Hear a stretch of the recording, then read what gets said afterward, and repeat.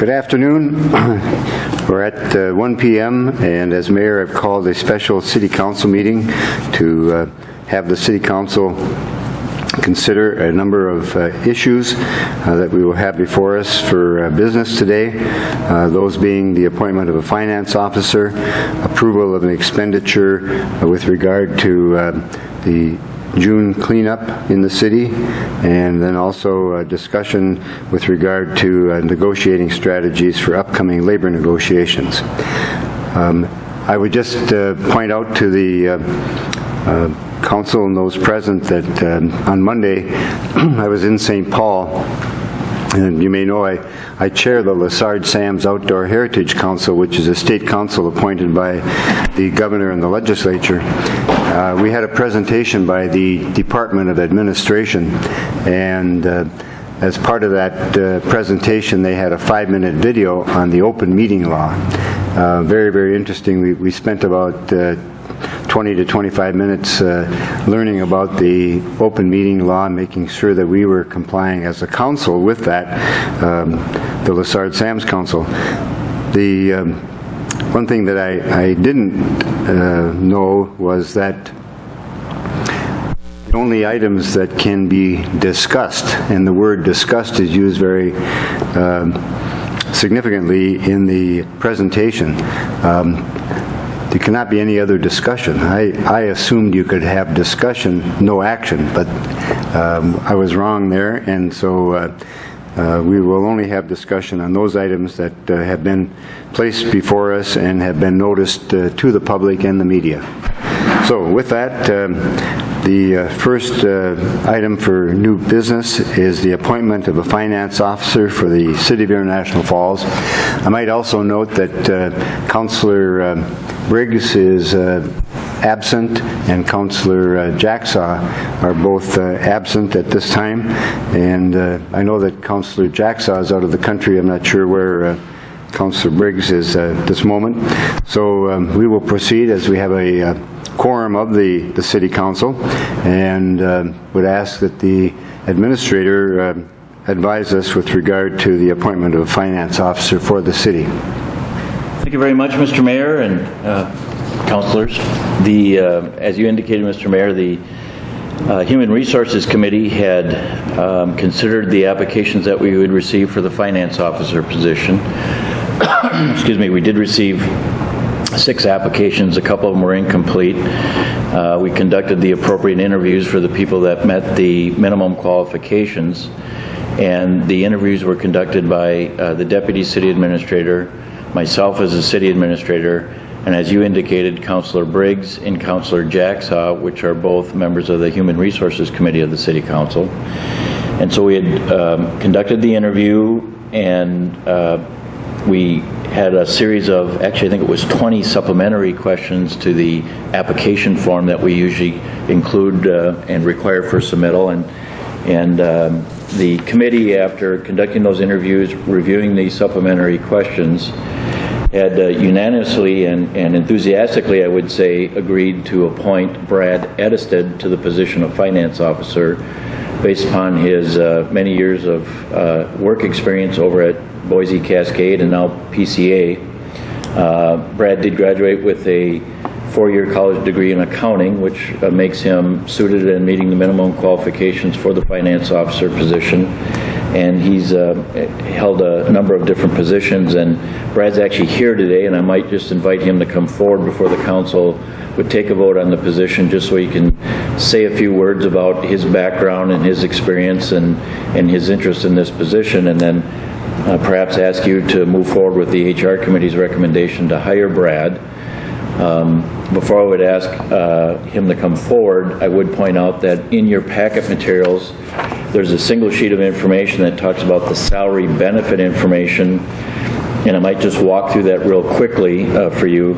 The salary range for the position ranges from $51,534, which is the bottom or 70% of the full range or full pay for the position, and the full pay for the position is $73,620 for calendar year 2017. And we had negotiated, and the committee had granted me some authority to negotiate terms with Mr. Edisted for the position, and what we agreed upon is what's identified below that on this page. And so we talked about starting out at 90% of the full wage of $73,620. So the 90% rate would be $66,258.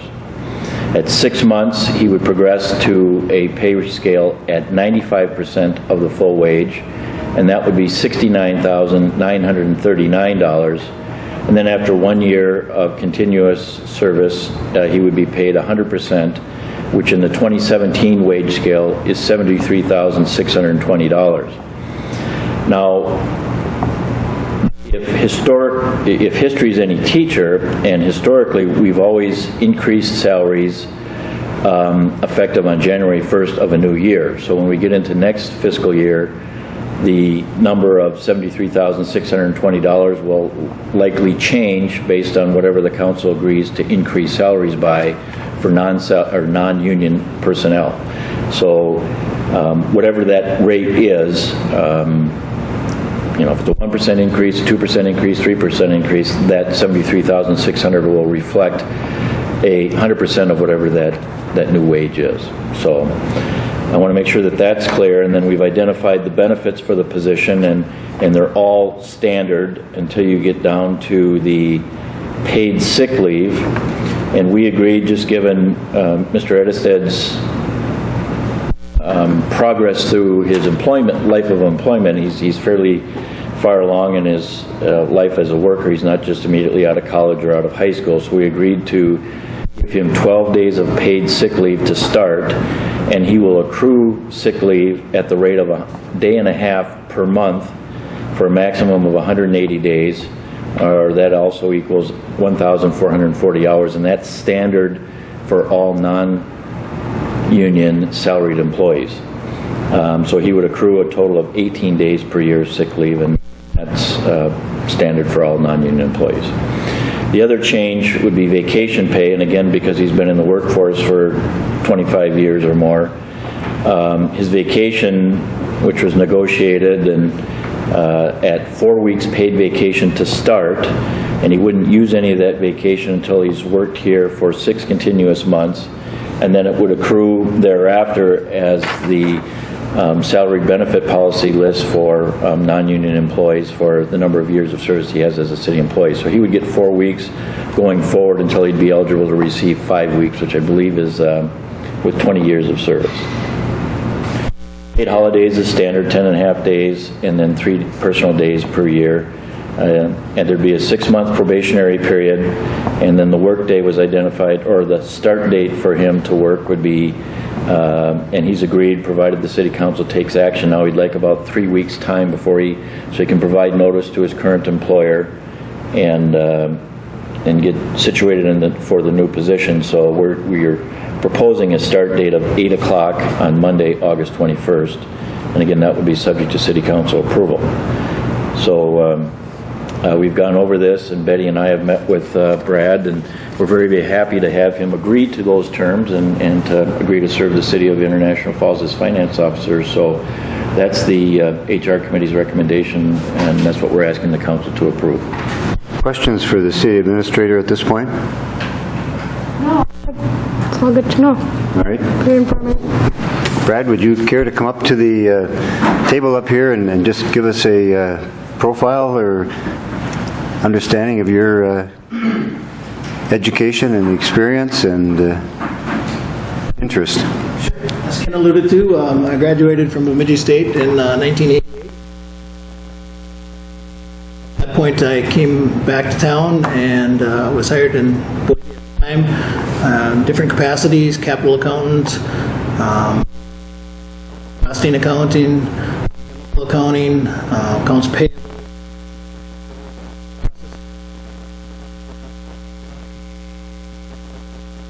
property accounting, and went into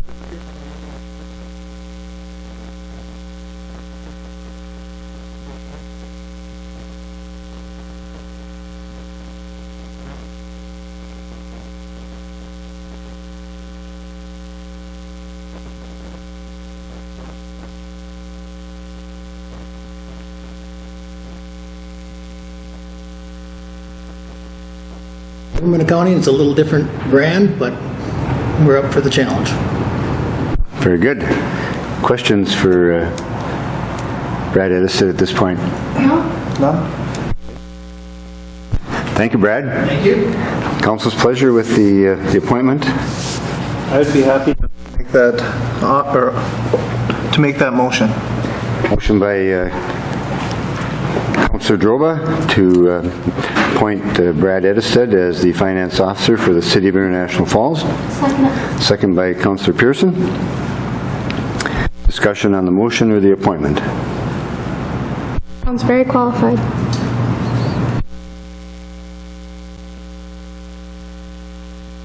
Hearing no further discussion, Chair would place the question. Aye. Aye. And I'll vote yes. Motion is carried. Welcome aboard. Thank you.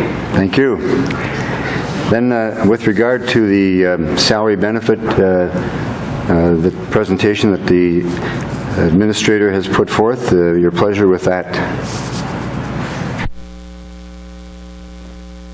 I would move on the benefits package, Okay. or the salary and benefit package. Second it.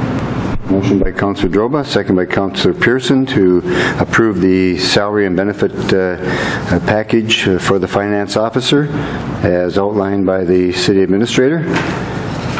Discussion? Question? Aye. Aye. And I'll vote yes. Motion is carried and the salary and benefit package is approved. Thank you.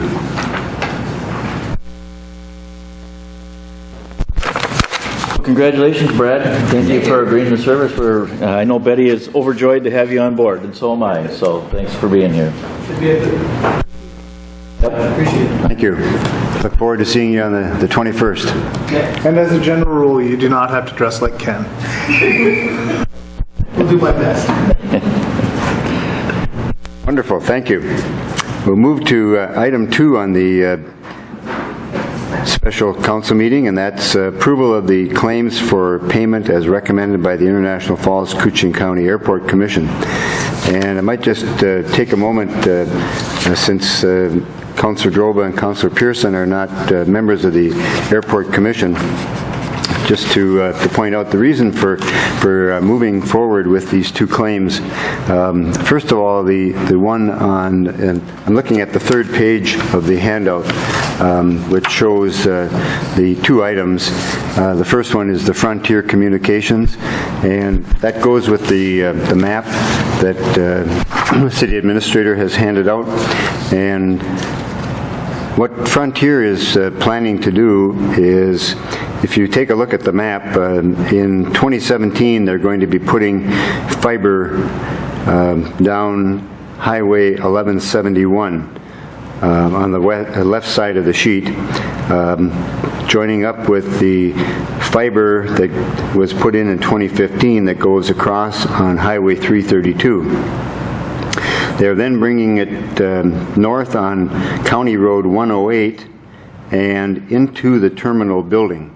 And they're asking a cost sharing, and they're not charging us for any of the fiber, just for the labor cost of running it from the county road into the terminal building, and that would be $1,942.48.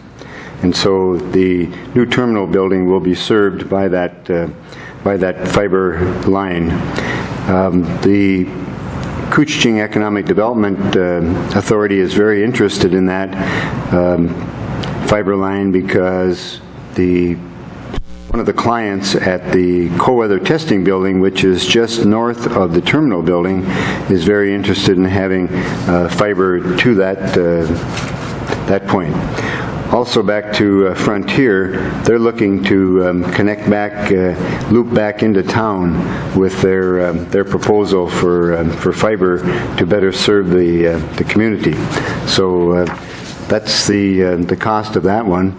The second one is with the new terminal building, the Federal Aviation Administration needs to run a new telephone line from the terminal building out to the ASOS building, which is the automated weather station And so the cost of doing that is going to be approximately $14,099.88. The FAA requires that money to be placed into their account ahead of time before they will do the work. With the new terminal building under construction and hopefully starting in about a month, we'd like to get that project going as quickly as possible so that tie-in between the new terminal building and the ASOS equipment is completed. So those are the reasons for bringing these two items to the council in a special meeting. Questions? So I don't have an issue with the thing, but the timing, it needs to go today. It couldn't have waited till Mondays.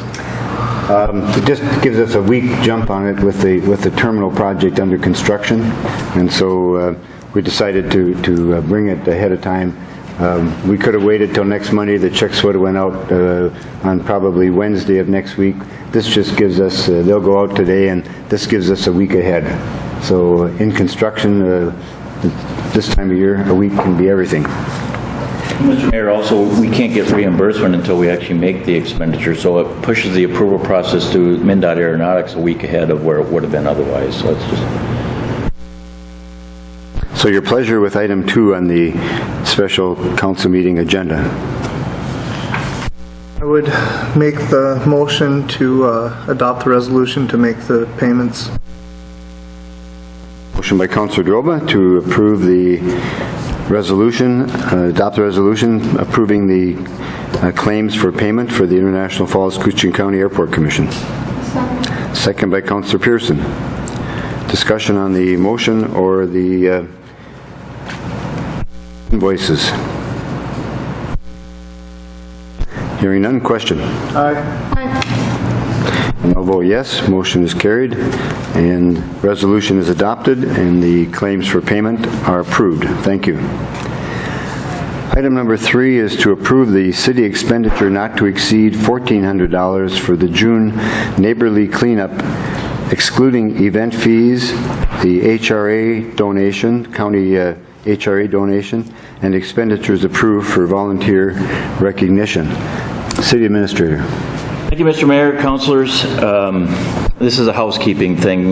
We had approved back in June, and on the second page of your packet, I've included and highlighted the motion where Councilor Jackson made a motion to accept a $300 donation from the Cooch County HRA and then approve expenditures for the cleanup day not to exceed $1,316.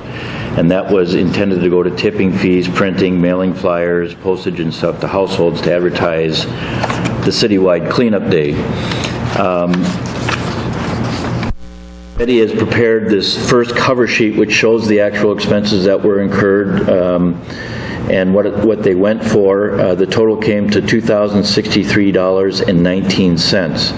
And on the revenue side, you see that the Cooch County contribution or HRA contribution of $300, and then we collected fees from people who were disposing of waste as part of the cleanup day in the amount of $386, so we received total revenues of $686. The difference between the expenditures and the revenues leaves $1,377.19, which exceeds the council's authorization of $1,316. So we're just asking that you approve expenditures up to $1,400 to cover these additional expenses. I would also point out, just for discussion purposes or just for your information, is that another sheet that I included in here, which we just received this week, I believe, is an expense of $105 for KSDM and KGHS to advertise a thank you to the volunteers and the people that participated in it, which the council approved at a separate meeting, and that was from the meeting minutes of July 17th, and I've included those too. And we don't have the billing from the Journal, to my knowledge, but that was a separate motion, so this motion only needs to approve spending, well, I guess really up to the $1,377.19, which is over the $1,360 authorized by you before. I know it seems minor, but we can't spend more than what the council authorizes, and so we want to make sure we do. Asking for your approval of that additional expenditure. Are we expecting any more bills to come in?